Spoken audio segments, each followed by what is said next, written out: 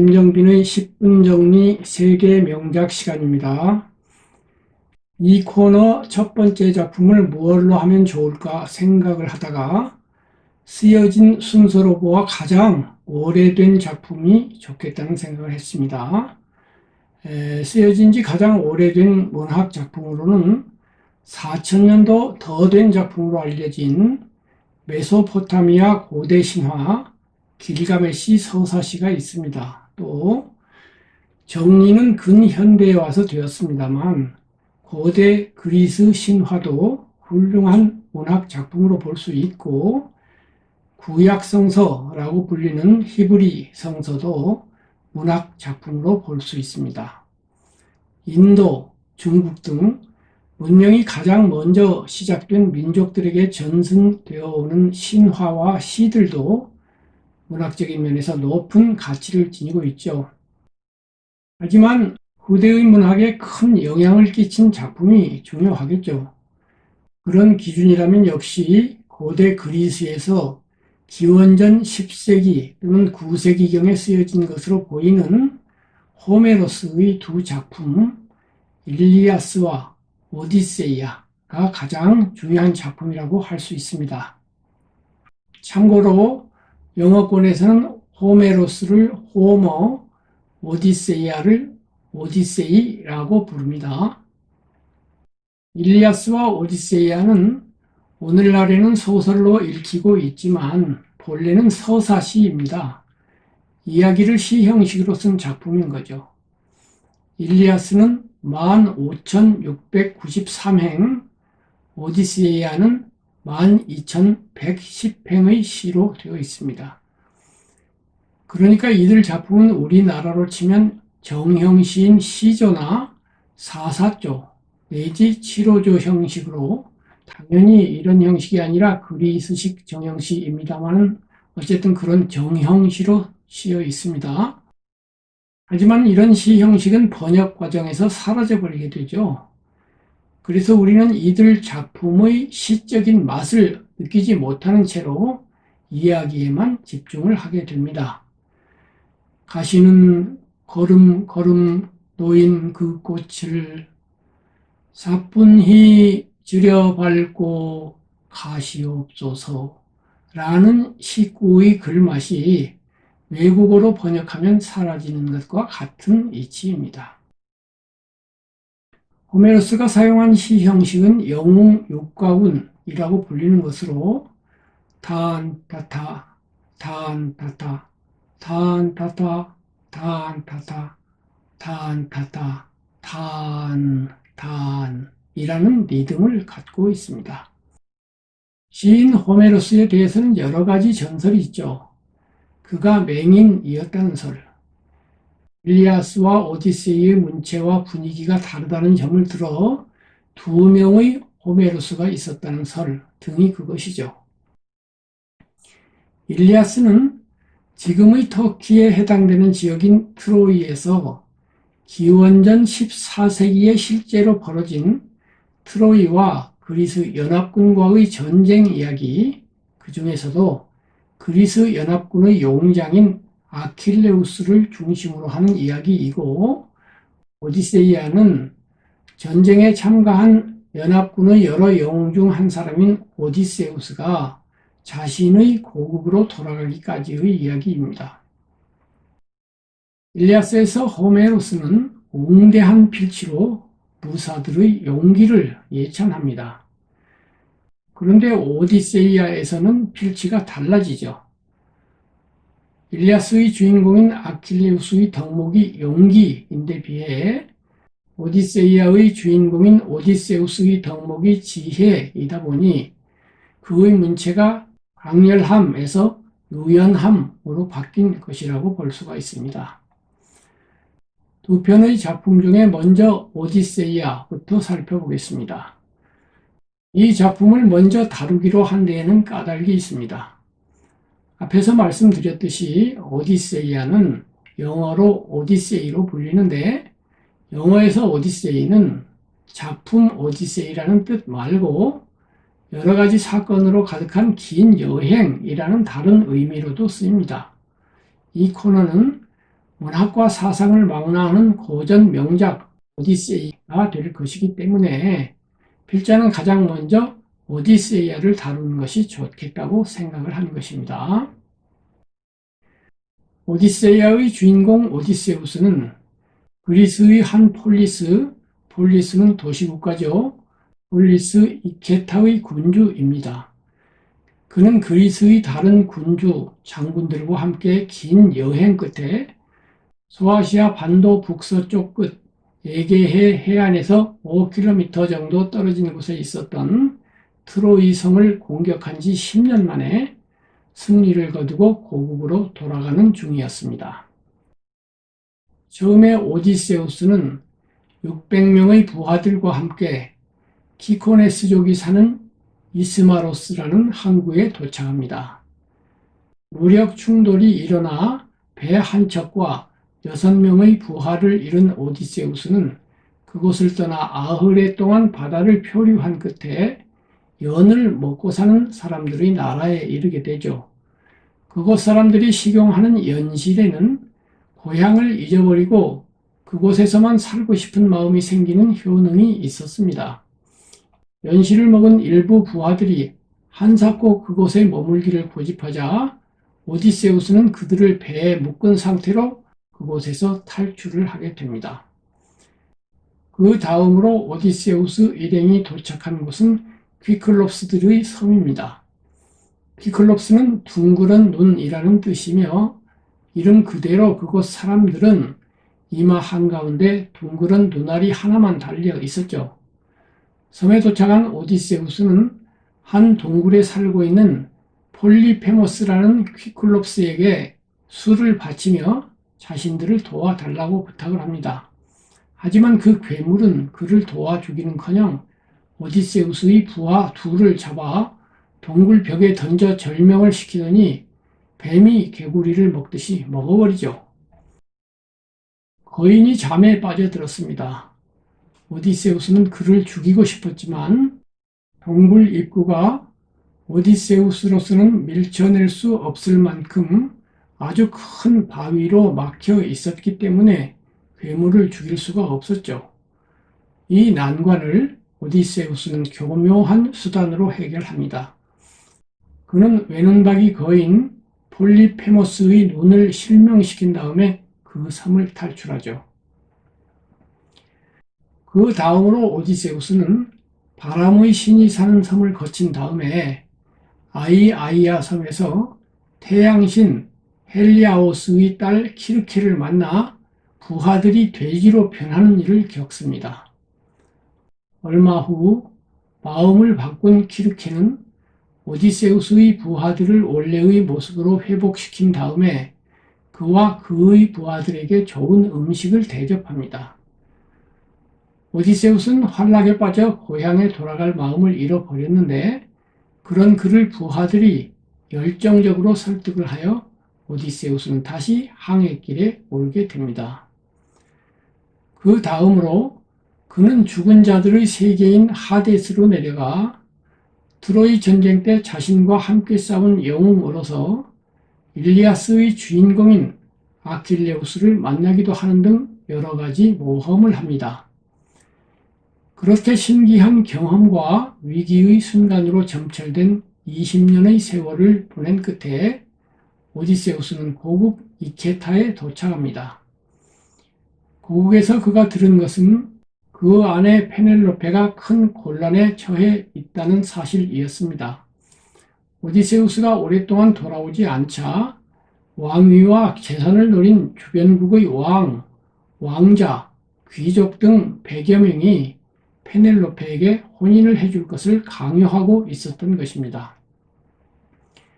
구원자들은 아예 오디세우스의 집에 들어와 살면서 페넬로페를 압박했습니다. 남편에 대한 사랑이 깊었던 페넬로페는 갖가지 이유를 대며 그들을 물리쳤죠. 그녀는 시아버지의 수의를 짠다는 핑계를 대며 배틀에 앉아 낮 시간을 보낸 다음 낮에 짠 배를 밤에 풀어버림으로써 시간을 벌고 있었습니다. 하지만 그 핑계도 이제는 통하지 않게 되자 그녀는 내일 자신의 남편을 결정하겠다고 말할 수밖에 없는 상황에 처해 있었는데 그때 남편이 돌아오는 것입니다. 페넬로페가 남편감을 결정하는 마지막 날, 오디세우스는 거지 모습으로 구원자들의 모임에 등장합니다. 여기까지 읽노라면 우리는 자연스레 우리의 고전 춘향전을 떠올리게 되죠. 춘향이의 수절은 페넬로페의 그것과 유사하고 오디세우스가 변장을 하고 등장하는 것도 장원급제한 이 몽룡의 등장과 거의 같지 않습니까? 역시 문학적인 발상은 세계 공통입니다. 페넬로페는 구원자들에게 자신의 남편이 사용하던 활의 시위를 메어 보라고 요구하지만 구원자 중에 활을 구부려 시위를 맬 만큼 힘센 자는 없습니다. 그 순간을 기다려 오디세우스가 나서서 능숙하게 활의 시위를 맨 다음 자신의 적들을 남김없이 쏘아 죽임으로써 그의 모험 가득한 귀향은 해피엔드로 마무리됩니다. 이제 이 작품의 의미를 생각해 보겠습니다. 중세 1000년간 유럽은 신이 지배하는 세계였습니다. 그런 신 중심의 유럽은 고대 그리스의 연원을 둔 인간 중심의 세계를 재현하고자 하는 르네상스 운동기를 거쳐 근대를 탄생시켰고, 근대는 현대로 이어져 오늘에 이르고 있습니다. 그 점을 고려해 볼 때 고대 그리스의 인간 중심주의는 중세 기독교 시대라는 벽을 건너 현대와 연결되어 있다고 할 수 있습니다. 호메로스의 작품에는 인간의 도전, 집념, 능력, 위대함을 더럽히는 정신이 바탕에 짙게 깔려 있습니다. 그것을 읽어 자신 안으로 초대해 드릴 때, 즉 호메로스의 주인공들이 운명으로 다가오는 신의 의지에 용감하게 대적한 것처럼 현대인으로서의 우리들 또한 다가오는 모든 일들에 과감하게 맞설 때 그때 우리의 정신세계는 창조적인 힘으로 충만해질 것이고, 그리하여 호메로스는 이 시대에도 위대한 스승이자 예언자로 다시 자리매김될 것입니다. 또 하나, 호메로스의 이 작품이 귀향이라는 주제를 다루고 있다는 점에 주목하고 싶습니다. 나이든 저희 세대에게 고향은 아슬아한 그리움을 자아내는 말이었습니다. 하지만 이제는 고향이라는 말 자체를 쓰는 일이 거의 없을 정도로 세상이 바뀌었습니다. 지금의 젊은이들 또는 나이든 세대인 저에게까지도 향이라는 말은 평화와 아늑함과 행복을 누리던 장소로서의 어린 시절의 시골이 아니라 발전이 덜 된 지역으로서의 누추하고 궁벽한 시골을 의미할 때가 많습니다. 지금 우리에게는 고향이 없습니다. 향이라는 말은 시골이라는 뜻인데 새 시대의 거의 모든 젊은이들은 도시에서 태어났고 설령 시골에서 태어나 자란다고 해도 그 시골은 도시 문명이 절반 정도는 침투해 있는 것이죠. 고향을 물리적인 면에서만 본다면 그런 고향은 없거나 있거나 잃어버려도 반드시 나쁘다고만 할 수는 없을 것입니다. 하지만 예전 사람들에게 고향은 물리적인 것이자 심리적인 것이기도 했습니다. 그들에게 고향은 가진 고난을 감수하면서라도 반드시 돌아가야만 하는 심리적인 원점으로서의 낙원이었던 것이죠. 오디세우스는 자신의 고향으로 돌아가기 위해 20년의 고초와 모험을 바쳐야만 했습니다. 머나먼 여정을 거쳐 고향으로 돌아간 오디세우스는 예전 아주 오래전 사람이었습니다. 하지만 비록 시대가 바뀌긴 했어도 현대 한국의 도시 사람들 또한 추석절이 오면 시골로 갑니다. 그때에 한하여 우리 또한 잠시 예전 사람이 되는 거죠. 우리는 왜 가끔 예전 사람이 되어 시골로 떠나는 것일까요? 시골은 고향이고 고향은 과거이며 과거는 원점에 가서 닿습니다. 이것은 시간적인 원점입니다만 고향은 공간적인 원점입니다. 그리고 우리는 원점 이전을 상정해 볼 수 있을 것입니다. 그것을 원초라고 부른다면 그 원초는 우리가 태어나기 이전이 될 것입니다. 시간적으로 볼 때 우리의 원점은 아기 시절이지만 원초는 그 이전인 것이죠. 자, 우리는 원초에 무엇이었습니까? 이 질문은 우리가 어디에서 왔으며 우리가 누구냐는 질문, 나는 누구인가? 라는 질문 바로 그것입니다. 오디세우스는 매일매일을 충실하게 살면서 내일을 향해 나아갑니다. 그리하여 마침내 그는 과거의 추억이 서려 있는 자신을 사랑하는 아내와 아들이 있는 고향으로 돌아갑니다. 미래를 향해 나아가지만 도리어 과거로 돌아가는 거죠. 우리의 삶이 그런 것 아닐까요? 우리는 오늘이라는 시간을 소거하면서 미래를 향하지만 마지막 도착하는 지점인 죽음, 그것은 또한 출발하기 이전의 상태가 아닐까요? 무로부터 시작되어 무로 끝나는 삶, 그 삶으로서의 오디세이, 그 짧은 그러나 어쩌면 길고도 긴 그 여행,